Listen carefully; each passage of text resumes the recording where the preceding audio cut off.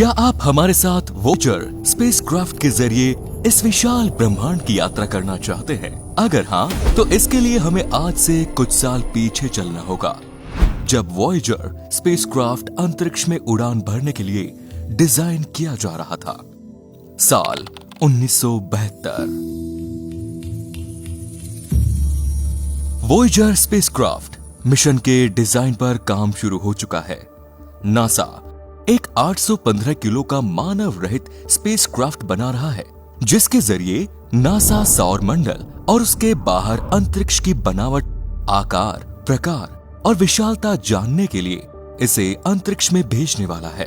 हो सकता है कि अंतरिक्ष में वॉयेजर को इस जर्नी के दौरान कोई एलियन ही मिल जाए, या किसी और ग्रह पर रहने वाली किसी प्रकार की कोई और सभ्यता की जानकारी मिल जाए, या हमें ये पता चल जाए कि इस ब्रह्मांड का अंत कहां पर है, इसका आकार, प्रकार क्या है। इसके लिए वॉयेजर की डिजाइन टीम में शामिल वैज्ञानिक कार्ल सगना ने वॉयेजर स्पेसक्राफ्ट को ग्रामोफोन से जोड़ दिया और उसे एक नाम दिया, गोल्डन रिकॉर्ड डिस्क। ये 12 इंच की तांबे की एक डिस्क है और इस पर सोने की परत चढ़ाई गई है। इसके अलावा वॉयेजर 1 और 2 दोनों पर साउंड सिग्नल रिकॉर्डर लगा दिया गया है, क्योंकि वैज्ञानिक जानना चाहते हैं कि अगर स्पेस या किसी दूसरे ग्रह में एलियन है, तो उनकी मुलाकात जब हमारे वॉयेजर स्पेसक्राफ्ट से हो तो उसे हमारी पृथ्वी के बारे में बताया जा सके। इसीलिए इस गोल्ड रिकॉर्ड डिस्क में पक्षियों के चहचहाने की आवाज, हवा की आवाज, लहरों की आवाज और तरह तरह के म्यूजिक साउंड इस गोल्डन डिस्क में रिकॉर्ड किए गए हैं। इस गोल्डन रिकॉर्ड डिस्क में एक बच्चे निक सागन की आवाज रिकॉर्ड करके एलियन को अभिवादन भेजा जा रहा है। Hello from the children of planet Earth. साथ ही 55 अलग अलग भाषाओं में एलियंस को शुभकामनाएं भेजी जा रही हैं। हर वो बात रिकॉर्ड की जा रही है जो हमारी धरती और यहाँ रहने वाले प्राणियों की जानकारी एलियंस को दे सके। वॉयेजर स्पेसक्राफ्ट अब पूरी तरह डिजाइन हो चुका है और अब वैज्ञानिक इसे स्पेस की जर्नी के लिए लॉन्च करने की तैयारी कर रहे हैं।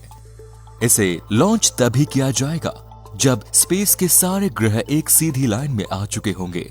ग्रहों के एक सीधी लाइन में आने की घटना प्रत्येक 176 साल बाद होती है। 2 अगस्त 1977 को अमेरिकी स्पेस एजेंसी नासा वॉयेजर 2 को लॉन्च कर रही है, जिसका साइंटिस्ट ने ट्रेवल पाथ कुछ धीमा रखा हुआ है, जिससे वॉयेजर 2 को अपने टारगेट यूरेनस और नेपच्यून तक पहुंचने में कोई परेशानी का सामना न करना पड़े। वॉयेजर 2 यूरेनस और नेपच्यून तक पहुंचने वाला दुनिया का पहला स्पेसक्राफ्ट है।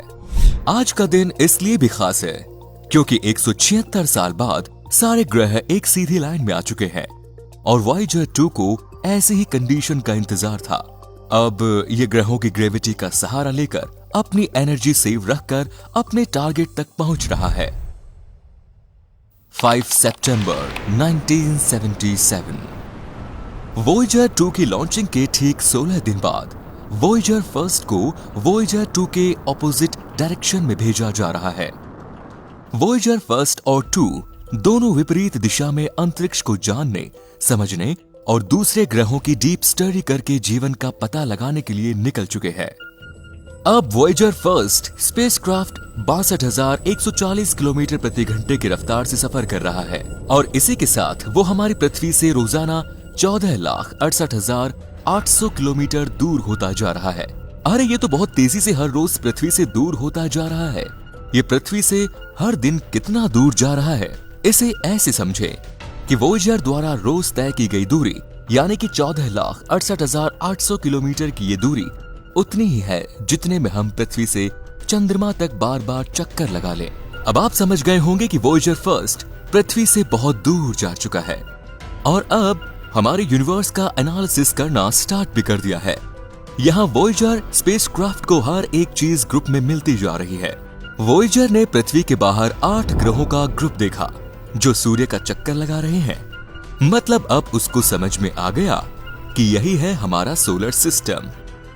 इधर पृथ्वी पर हमारे वैज्ञानिक वॉयेजर स्पेसक्राफ्ट से रेगुलर मैसेज प्राप्त करने और पृथ्वी पर डेटा ट्रांसमिटेड करने के लिए deep space network station Australia, Spain और अमेरिका में बना चुके हैं, जो धरती पर एक दूसरे से 120 डिग्री की दूरी पर बने हैं।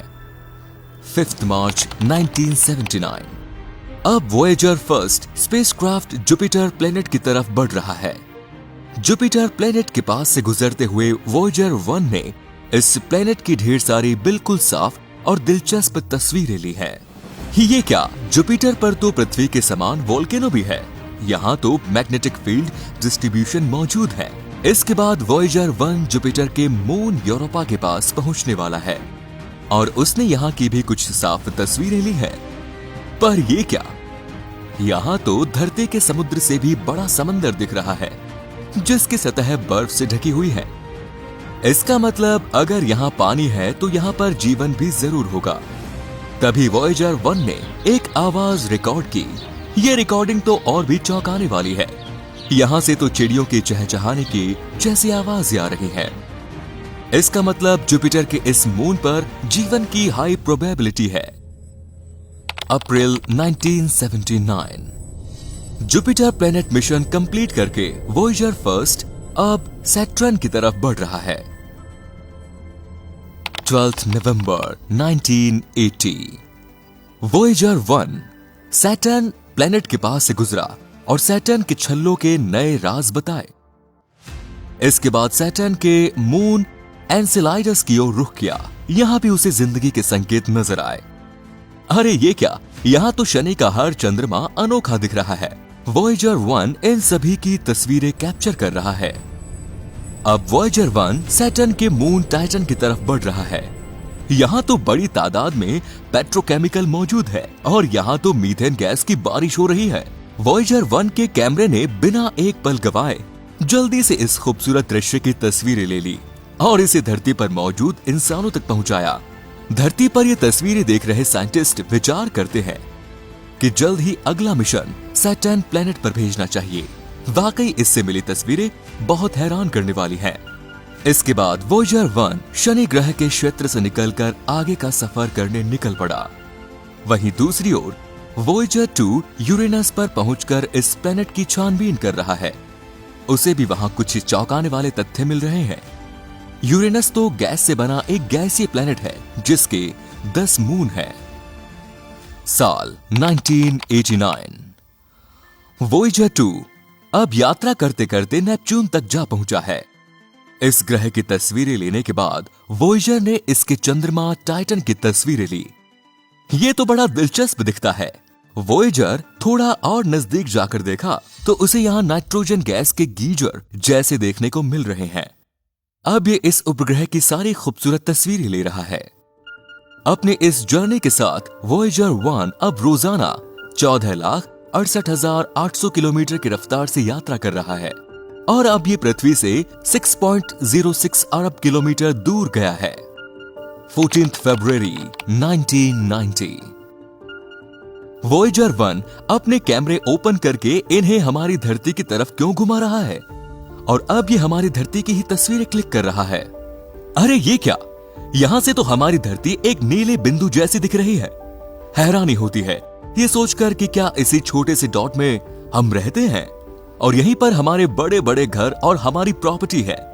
यकीन करना मुश्किल है, ये डॉट तो चींटी से भी छोटा है। इस छोटे से डॉट को देखकर लग रहा है कि आखिर जिस जमीन जायदाद पर हम नाज करते हैं, इस अथाह ब्रह्मांड को देखते हुए आखिर हम इंसानों का वजूद ही कितना है। खैर इसी के साथ वॉयेजर 1 ने अपने कैमरे बंद कर लिए हैं। शायद ये वॉयेजर 1 द्वारा ली गई अंतिम तस्वीर है। इतनी हैरान करने वाली तस्वीरों को दिखाने के बाद वॉयेजर 1 फिर से अपनी पूरी रफ्तार के साथ आगे की जर्नी के लिए बढ़ रहा है, इस उम्मीद के साथ कि कहीं ना कहीं तो उसकी मुलाकात किसी एलियन से हो ही जाएगी और तब वो गोल्डन डिस्क में मौजूद रिकॉर्ड को उन्हें सौंपने के साथ वॉयेजर उन्हें हमारी सभ्यता का परिचय देगा। उम्मीद तो ये भी है कि किसी न किसी ग्रह पर जीवन की संभावना भी जरूर मिलेगी, या ये भी हो सकता है जब किसी एलियन की नजर हमारे वॉयेजर स्पेसक्राफ्ट पर पड़ेगी तो वो जरूर इस स्पेसक्राफ्ट की छानबीन करेगा और तब उसे वो गोल्डन रिकॉर्ड डिस्क मिल जाएगी, जिसे सुनने के बाद वो भी धरती पर मौजूद हम इंसानों से संपर्क करने के लिए बेचैन हो उठेगा। और ये भी हो सकता है कि किसी ग्रह पर वॉयेजर को धरती जैसा ही माहौल मिल जाए जहां हम इंसान अपना दूसरा बसेरा बना सके। लेकिन अभी तक हमने इस स्पेसक्राफ्ट के साथ जितना सफर तय किया है, ये बातें बस उम्मीद ही बनी हुई हैं, क्योंकि अब तक वॉयेजर 1 और 2 को ऐसा कोई भी एलियन या कोई दूसरी बुद्धिमान सभ्यता या ऐसा कोई भी ग्रह नहीं मिला है जहां जीवन की संभावना हो। बस कुछ है तो वो अंतरिक्ष में चारों तरफ फैला घनघोर अंधेरा है। वॉयेजर रोजाना हमसे 14,68,000 किलोमीटर दूर होता जा रहा है, लेकिन अभी तक उसे अंतरिक्ष का कोई और छोर नहीं मिला। वो बस अनंत आकाश में चलता जा रहा है। वैसे तो ये स्पेसक्राफ्ट कंप्यूटर कंट्रोल्ड है और खुद से अपना सफर तय कर रहा है। जब भी इन्हें जरूरत पड़ती है, ये अपना बैकअप सिस्टम खुद ही चालू कर लेते हैं। वैज्ञानिक इन सब बातों का इसलिए भी पता लगा रहे हैं कि जब कभी किसी खगोलीय घटना से धरती पर से जिंदगी खत्म हो जाएगी, तब वॉयेजर में मौजूद गोल्डन डिस्क रिकॉर्ड के जरिए हम इंसानों के वजूद की निशानियां दूर, बहुत दूर ब्रह्मांड में कहीं ना कहीं सेफ रहेंगी, क्योंकि इसके जरिए सुदूर ब्रह्मांड को इंसानियत का संदेश हम इंसानों द्वारा भेजा गया है। 1 फरवरी 2003। जर्नी करते करते वॉयेजर 1 टर्मिनेशन शॉक की सीमा को पार कर गया है, लेकिन अफसोस अभी तक उसे यहाँ ऐसा कोई सुराग नहीं मिला जो धरती पर बैठे हम इंसानों को कोई उम्मीद दे सके। 5 नवंबर 2008। वॉयेजर 1 इंटरस्टेलर मीडियम में पहुंच गया है, यानी सूर्य की सरहदों से दूर। अगर हम इंटरस्टेलर मीडियम की बात करें तो यहाँ सूर्य से बाहर की ओर बहने वाली सोलर विंड से सोलर सिस्टम के चारों ओर एक बुलबुला जैसा घेरा बना हुआ है। इस बुलबुले जैसे घेरे को होलियोस्फीयर कहते हैं और इसकी सीमाओं से बाहर मौजूद अंतरिक्ष इंटरस्टेलर मीडियम कहलाता है। वॉयेजर स्पेसक्राफ्ट में प्लाज्मा वेब मशीन लगाई गई है, जिसका काम प्लाज्मा डेंसिटी की रीडिंग करना है।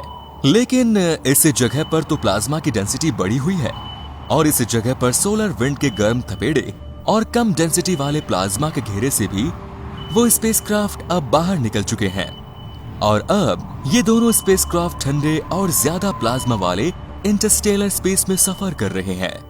ईयर 2012। वॉयेजर 1 अब सूर्य के साम्राज्य की सीमा को पार कर गया है, लेकिन ये पिछले 43 साल से नासा के डीप स्पेस नेटवर्क के जरिए अब भी हमसे संपर्क स्थापित कर रहा है। अक्टूबर 2020। वॉयेजर 1 धरती पर मौजूद साइंटिस्ट अनएक्सपेक्टेड डेंसिटी के इंक्रीज होने की जानकारी दे रहा है। वॉयेजर 1 अब पृथ्वी से इतनी दूर पहुंच चुका है कि उसे पृथ्वी तक सिग्नल पहुंचाने में 20 घंटे का टाइम लगता है और आज की तारीख में ये स्पेसक्राफ्ट हमसे 152.2 AU यानी कि 22.8 बिलियन दूर पहुंच चुका है। वैसे तो इन दोनों स्पेसक्राफ्ट में एटमी बैटरीज लगाई गई हैं, लेकिन जल्द ही इसमें इलेक्ट्रिसिटी बनना बंद हो जाएगी, क्योंकि Voyager spacecraft radio active power generation equipment से चल रहे हैं और ये अपने तय किए गए जीवन काल से अधिक काम कर चुके हैं। अब तो हाल ये है कि हर साल इलेक्ट्रिसिटी बनने की प्रक्रिया में इसमें 4 वॉट कम इलेक्ट्रिसिटी बन रही है, इसीलिए इसके पुराने पड़ चुके इंस्ट्रूमेंट्स को अब बंद किया जा चुका है, क्योंकि वैज्ञानिक इसकी बिजली बचाकर इसे स्पेस में गर्म बनाए रखना चाहते हैं। ईयर 2021। वॉयेजर स्पेसक्राफ्ट की एनर्जी बचाए रखने के लिए इसके low energy charge particles instrument और कॉस्मिक वेव्स सबसिस्टम जैसे उपकरण भी बंद किए जाने वाले हैं, क्योंकि अब ये स्पेसक्राफ्ट बूढ़े हो चुके हैं। अब इनकी काम करने की ताकत कमजोर हो गई है और इनकी तकनीक भी पुरानी पड़ चुकी है। ईयर 2024। इस समय साल 2021 चल रहा है और हमारा वॉयेजर 2024 में भी अपना मिशन प्रॉपर वे में पूरा कर रहा है। ईयर 2025। साल 2025 तक अपनी लो बैटरी के कारण ये बंद हो जाएगा, लेकिन फिर भी वॉयेजर स्पेसक्राफ्ट अंतरिक्ष में भटकते हुए गोल्डन रिकॉर्ड डिस्क में दर्ज हमारे अस्तित्व को बरकरार रखेगा। दिन प्रतिदिन वॉयेजर हमसे दूर, बहुत दूर होता जा रहा है और जब वॉयेजर 1 दिन सुदूर अंतरिक्ष में पहुंच जाएगा तो वो जो सिग्नल हमें भेजेगा उसे हम तक पहुंचने में कई साल लग जाएंगे। ठीक वैसे ही जैसे आप शहर से बाहर होते हैं तो आपके मोबाइल का सिग्नल नहीं मिलता और हमें सिग्नल पकड़ने के लिए इधर उधर भागना पड़ता है। ठीक इसी तरह नासा दुनिया भर में बड़ी बड़ी सैटेलाइट डिश लगा चुका है जिसमें वॉयेजर से आने वाले सिग्नल को पकड़ सके। इसे ही डीप स्टेशन नेटवर्क कहते हैं। फिलहाल अभी तो हम इंसान इस स्पेसक्राफ्ट के संपर्क में हैं और अभी भी इस उम्मीद में बैठे हैं कि एक ना एक दिन वॉयेजर स्पेसक्राफ्ट हमें कोई ना कोई शुभ सूचना जरूर देगा। फिलहाल Interstellar mapping and application from NASA का एक और मिशन है जिसे 2024 तक लॉन्च किया जाना है। इसके जरिए वॉयेजर का ओवरव्यू किया जाएगा। आज वॉयेजर इस ब्रह्मांड में इतनी दूर है जहां घने अंधेरे और सर्द माहौल के सिवा कुछ भी नहीं। फिर भी इतने साल बीतने के बाद भी हम उम्मीद लगाए बैठे हैं कि इतने बड़े यूनिवर्स में कहीं ना कहीं तो एलियन या कोई दूसरी बुद्धिमान सभ्यता जरूर होगी जो हमारा मैसेज मिलते ही हमसे संपर्क जरूर करेगी। धन्यवाद।